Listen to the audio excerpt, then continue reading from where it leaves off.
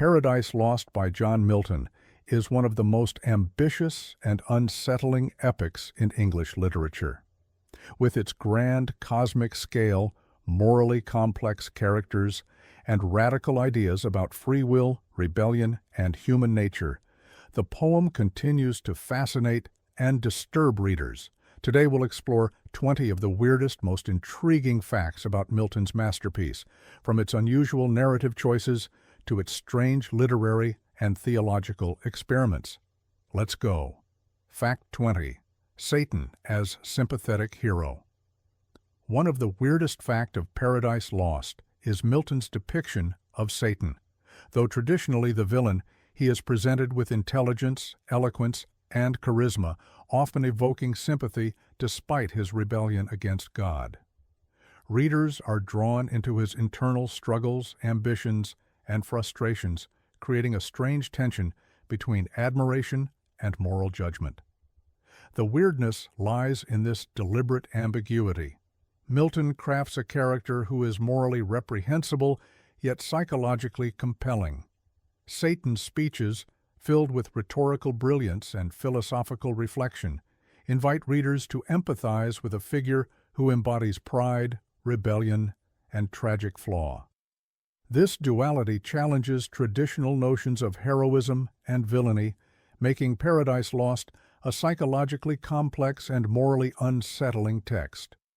It is rare for a literary work, especially a 17th-century epic, to create such a morally ambivalent protagonist who dominates the imagination and invites both admiration and condemnation.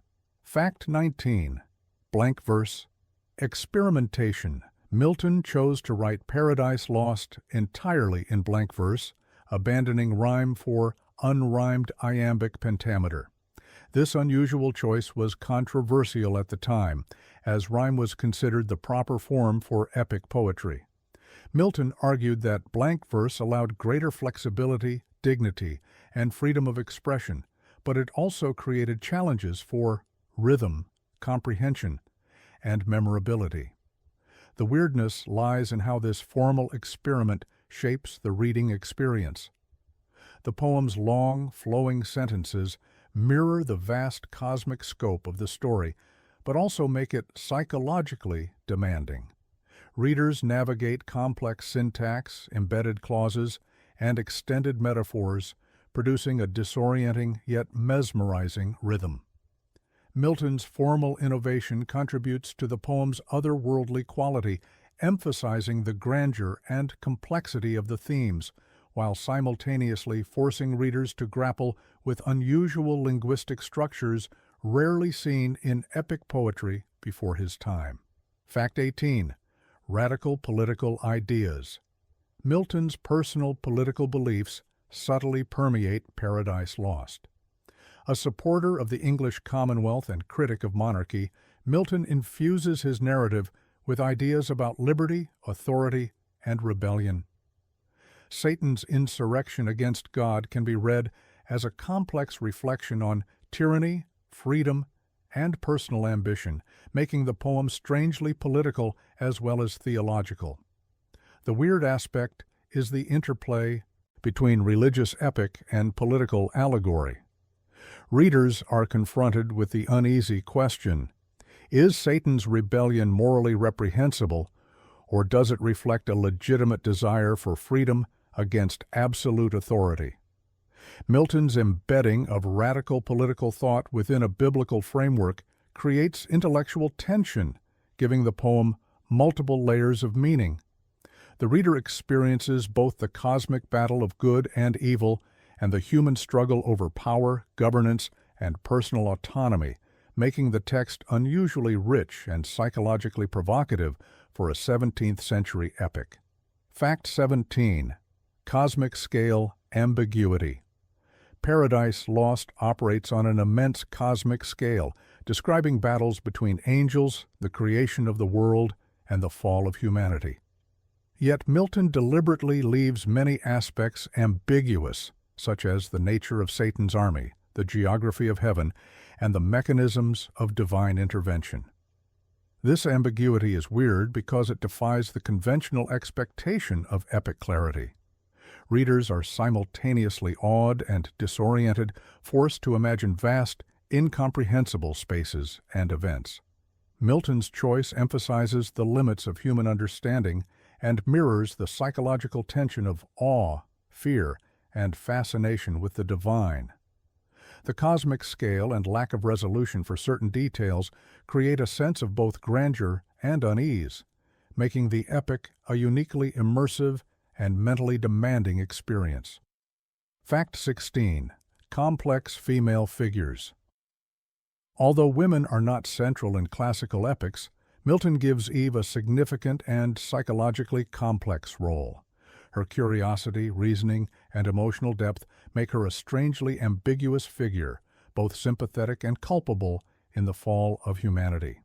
The weirdness lies in how Milton balances moral responsibility with emotional realism. Eve's character is intellectually and emotionally vivid, engaging readers in debates about agency, innocence, and influence. Unlike typical passive female figures in early modern literature, Eve exhibits introspection, doubt, and moral reflection. This complexity challenges traditional epic conventions and creates a subtle, unsettling tension. Readers must grapple with her humanity, her mistakes, and her enduring symbolic significance within the grand cosmic narrative. Fact 15. Inverted heroic focus. Unlike most epics, Paradise Lost places its narrative emphasis on a fallen figure rather than a traditional hero. Satan, rather than Adam or God, dominates much of the action, drawing readers into his perspective and emotional complexity. This inversion creates a strange tension as the antagonist occupies the central narrative space, challenging traditional epic hierarchy. The weirdness lies in how Milton manipulates sympathy and narrative engagement. By exploring Satan's pride, ambition, and inner turmoil, readers experience a morally ambiguous journey. The focus on a rebellious figure blurs the line between villain and tragic hero. Milton's deliberate choice destabilizes expectations, encouraging readers to reflect on morality, ambition, and charisma in a profoundly unsettling way, making the poem a uniquely complex exploration of character and perspective. Fact 14. Ambiguous moral lessons. Paradise Lost presents moral lessons that are intentionally complex and ambiguous. While the poem portrays obedience to God as virtuous and rebellion as sinful, it also humanizes Satan and explores the motives behind disobedience, raising unsettling questions about free will and justice. The weird aspect is that moral clarity is never fully achieved. Readers are left to grapple with conflicting ethical perspectives, making the work intellectually and emotionally demanding. This ambiguity is unusual for epic poetry, which typically offers straightforward moral instruction. Milton's choice forces readers to engage actively with ethical dilemmas, understanding that moral complexity mirrors real human experience rather than providing comfort or simple resolution. Fact 13. Dense layered language. Milton's prose is notoriously dense, filled with classical allusions, inverted syntax, and elaborate metaphors. His unusual word order and complex imagery can make passages difficult to parse, requiring careful, deliberate reading. This linguistic style is weird because it simultaneously elevates the poem and challenges the reader. The dense language mirrors the vastness of the cosmic themes and the psychological intensity of characters, creating a mental tension that draws readers into a heightened, almost disorienting experience. The effect is both awe-inspiring and unsettling, demonstrating how form and content work together to create a uniquely immersive epic. Fact 12. Satan's poetic brilliance. Milton endows Satan with extraordinary rhetorical and poetic skill, allowing him to speak with persuasive elegance and emotional depth. His speeches often blend philosophical reasoning with poetic flourish, creating a character who is compelling, articulate, and dangerous.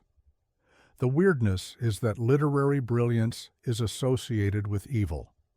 Milton invites readers to admire Satan's intellect while recognizing his moral corruption. This duality generates cognitive dissonance, producing fascination and discomfort simultaneously. It is unusual in epic literature to craft a morally reprehensible figure whose linguistic and intellectual mastery dominates the narrative, creating one of the most psychologically complex villains in literary history. Fact 11. Time-bending narrative paradise. Lost manipulates time in unconventional ways. Milton shifts between pre-creation, the fall of Lucifer, and the temptation of Adam and Eve, blending chronological sequences with reflective digressions. The weird factor is that temporal disorientation mirrors the epic's thematic complexity. Readers experience simultaneity, past, present, and cosmic scale intertwine, producing an almost dreamlike sense of scope. This narrative structure challenges conventional storytelling, requiring mental engagement to follow cause, effect, and philosophical reflection simultaneously. The manipulation of time creates a unique cognitive experience, heightening the poem's otherworldly and unsettling quality. Fact 10. Blurring divine perspective. Milton occasionally allows glimpses into divine reasoning, yet these moments are indirect and filtered through poetic language. God's omniscience and omnipotence are asserted, but the poem often leaves his motives mysterious or open to interpretation.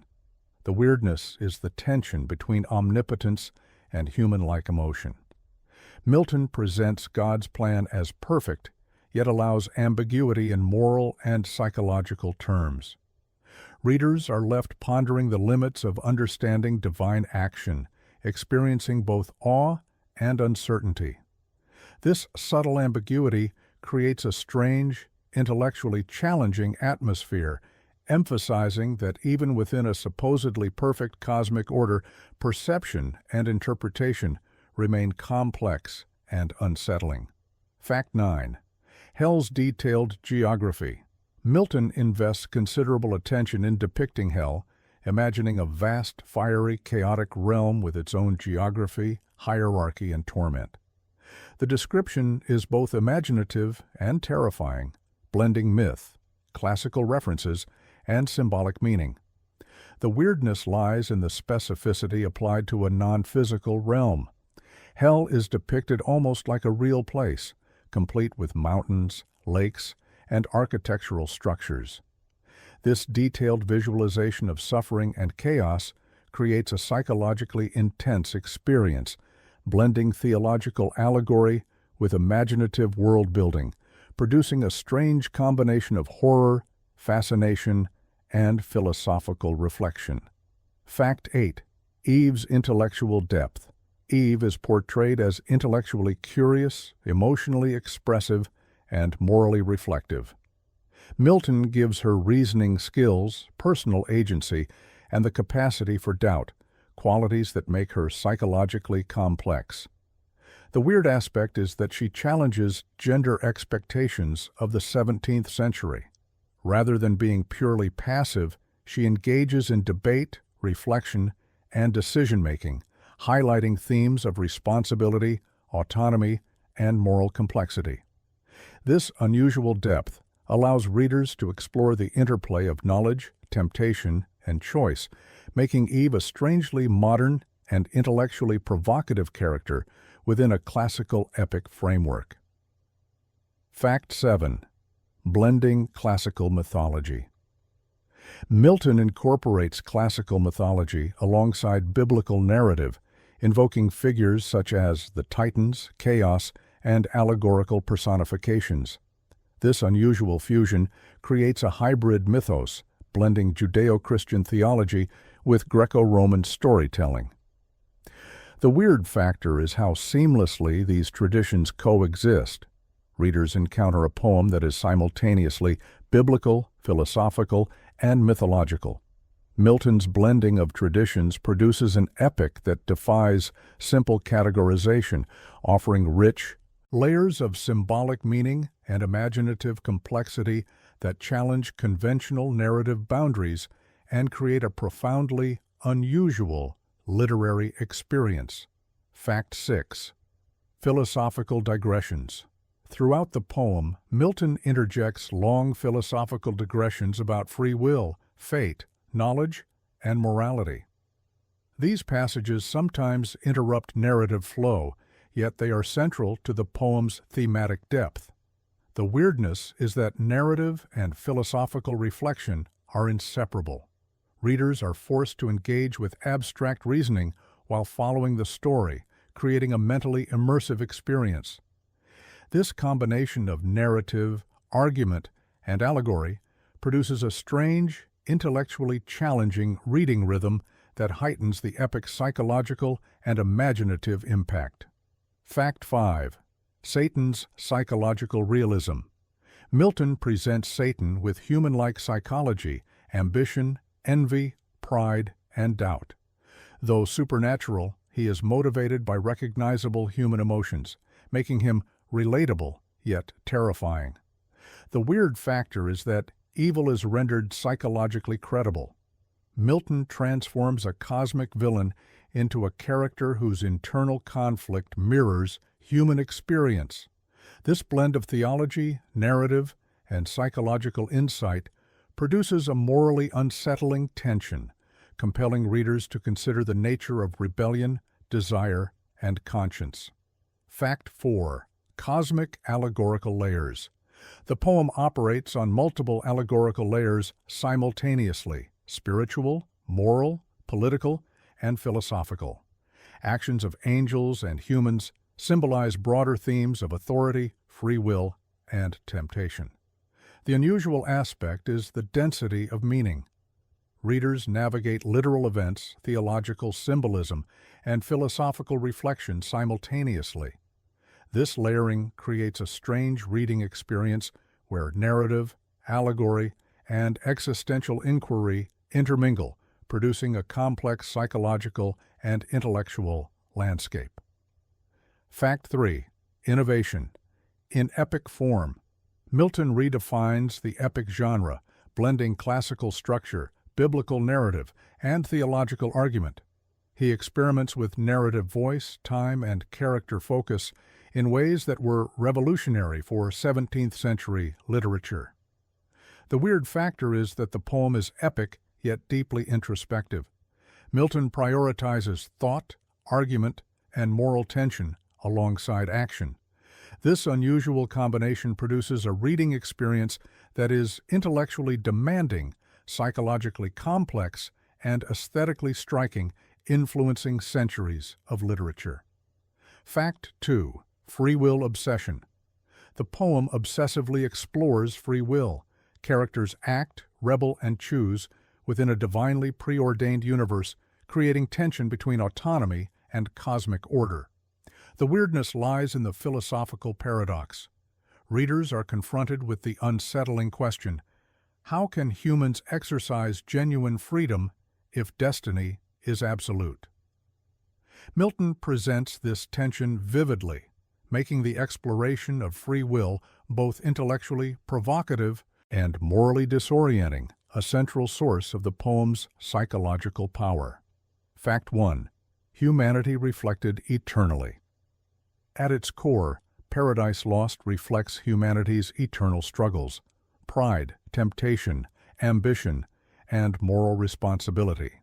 Adam and Eve's fall and Satan's rebellion become mirrors of human psychological and ethical experience. The weird factor is that cosmic events are rendered deeply personal.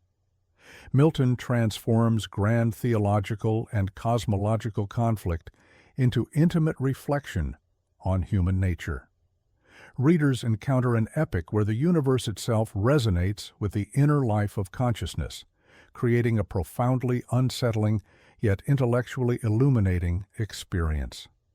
Closing remarks. Paradise Lost remains one of literature's most ambitious and intellectually demanding epics.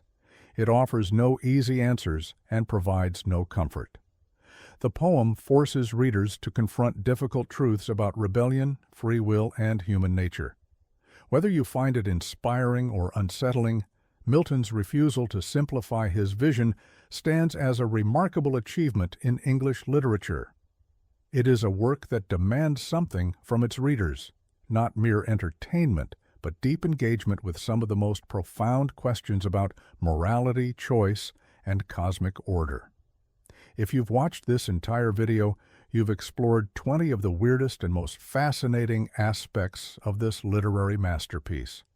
Thank you for watching. If you enjoyed this deep dive into one of literature's most psychologically and philosophically complex epics, don't forget to like, subscribe, and hit the notification bell for more content exploring the strange intersections between literature, philosophy, and the human condition.